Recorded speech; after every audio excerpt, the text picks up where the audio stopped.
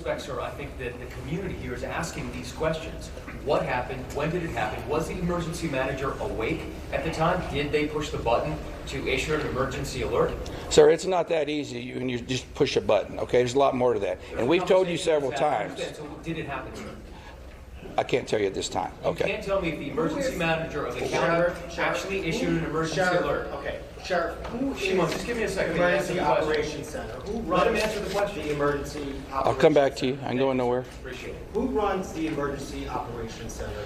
We have a communication center, a dispatch, okay? We have a communication center. That's where the calls actually go to the police department, then they're forwarded to us. But leading up to this, in monitoring the weather, there's, in any large city, in any state, there's an Office of Emergency Management that is monitoring the weather, that is watching and listening and getting briefings.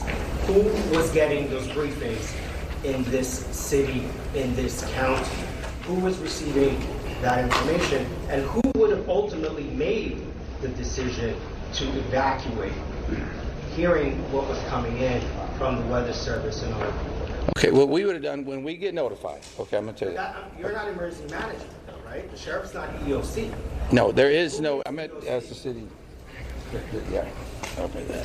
So we understand you have many questions. Hang on. No, I understand, but you're not gonna answer the question because that's up to the city manager and the mayor to answer those Correct. It's the county emergency. We understand you have many questions. The judge is not here. We understand that. But right now, this team up here is focused on bringing people home. That's our focus.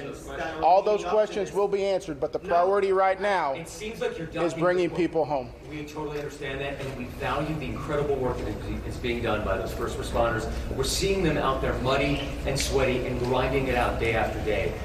But your community is asking these questions. And we will get answers. Right now, all of our resources are focused You should be able to to answer recovery. Who was in charge of the Emergency Operations Center at the time that was getting any briefings? Do we have another question? if any I briefings? do. I think I'd like to focus on what local people can be looking for. We're looking at some erosion in roads and safety in them traveling. What can we tell people who live here right now and what they can do in their daily life?